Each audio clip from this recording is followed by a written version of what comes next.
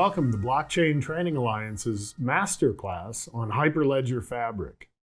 In this class, we're going to be taking a deep dive into Hyperledger Fabric, both from an administrative and a developer perspective. You're going to learn what makes a Hyperledger Fabric network work, and some of the great use cases you can use enterprise blockchain to go out and solution. We're going to start with a quick recap on the basics of blockchain. We'll talk about common blockchain principles like decentralization, immutability, and more. Then we'll take a dive into the history of blockchain, talking about how the technology has evolved over the years and how Hyperledger Fabric fits into this amazing and diverse story.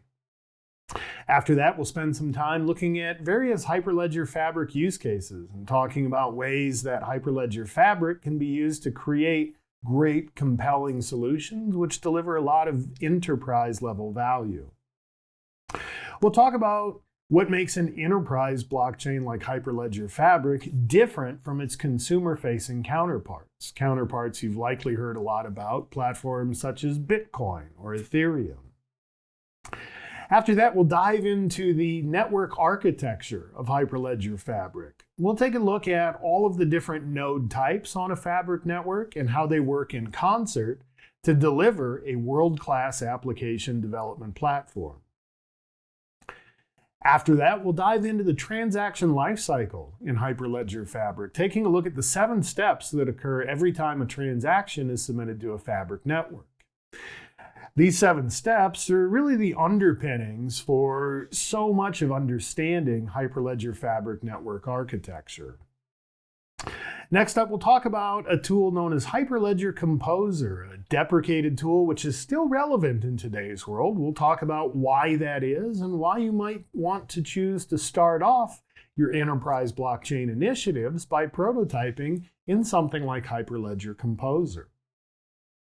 After that, we'll dive into databases in Hyperledger Fabric. We'll talk about some of the differences between a pure blockchain platform like Ethereum and hybridized platforms like Hyperledger.